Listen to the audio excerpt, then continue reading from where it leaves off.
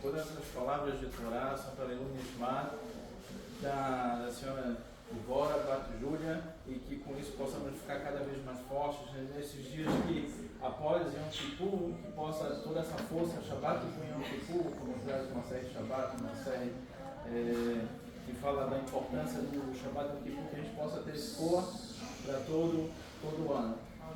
Hoje vamos ter na igreja ter um senhor do Maser, Horayot, tanto Pablo como Yerushalmi, e o Horayot ele vê uma coisa muito interessante, vem de Hora, de instrução, ensinamento, e também vem de prescrição, percepção em relação a Beidim.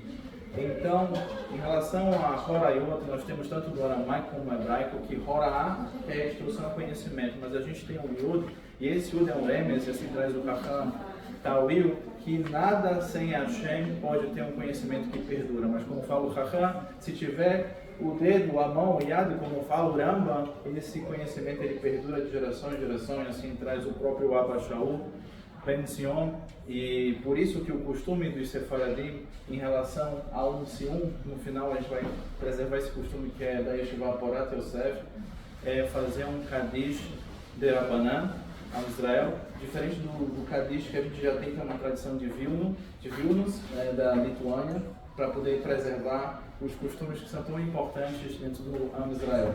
Bom, a Kavaná que devemos ter a todo e qualquer momento do Mahorá, e assim traz os três traquinhos, os três capítulos do Horayot, ele se refere a Beidim, né? A Cohen Mashiach, o termo Mashiach, que é o ungido, que vem do Cohen Gadol, e do Cohen em relação aos dias que se passam, não só ao seu serviço, mas como ele é diferenciado dos demais, o que ele precisa fazer.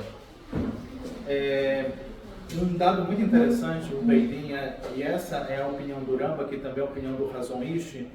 Quando nós vamos até um Beidim, ou quando o Beidim nos chama, a primeira coisa que a gente tem que entender é por que ele está nos chamando. E assim como o Beidim, é por isso que traz uma sete Horayot, o Beidim também pode errar.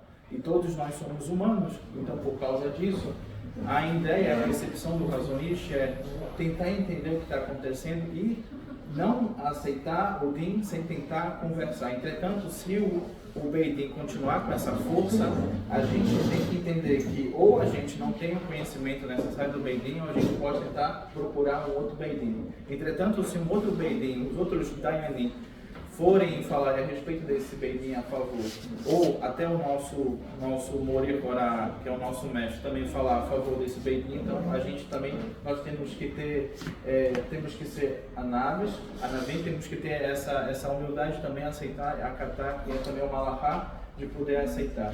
Entretanto, e tem quando o Beidim ele se refere a um erro tanto de uma pessoa individual como um grupo, né? E como ele pode fazer a respeito disso. Se uma pessoa ela erra em relação ao Beidim e foi o Beidim que errou, a pessoa não tem culpa, ele está isento.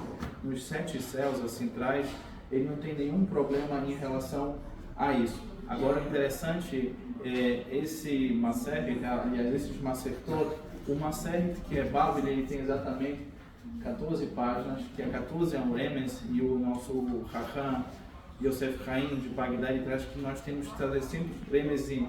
Então, a porta também pode ser uma mão. Então, essas 14 páginas se referem à força que o Beidim traz e à força que o estudo, a instrução nos traz para a nossa vida. A importância de manter a instrução, o estudo também, como vamos ver na última página, a importância de respeitar os mais velhos que representam o conhecimento. Então, logo na página Yud, tem uma coisa muito bonita, começa a vir as Agadot. Então a gente tem algo que a ciência começa a trazer um pouco mais nos nossos dias, mas o cometa Halley ele já foi visto tanto pelo Rabban Gamliel como o Rabi Yehoshua. Eles tinham um cálculo de a cada 70 anos passava uma determinada estrela que às vezes ela fazia com que os marinheiros tomassem um rumo um pouco diferente. Então, por causa disso, quando eles saíam fazer as suas devidas idas, eles levavam uma provisão um pouco maior, porque caso essa estrela aparecesse, ela ia conseguir desnortear, e por causa disso eles iam ter previsão que seria a farinha. continuando dessa forma, todos nós já escutamos sobre o Triângulo das Bermudas. Isso está na Torá Kedushá. E no Triângulo das Bermudas existem umas placas tectônicas aonde pode passar determinadas embarcações ou aviões, e existe uma pane nessa geral. Os nossos Hachamim já sabiam disso, eles recomendavam que os navios, as caravelas, fossem de um tipo, de uma estrutura com corda ao invés de metais, para poder passar essa respectiva região. E também, na relação a essas agadotas, nós temos sobre a questão lo além da tzará.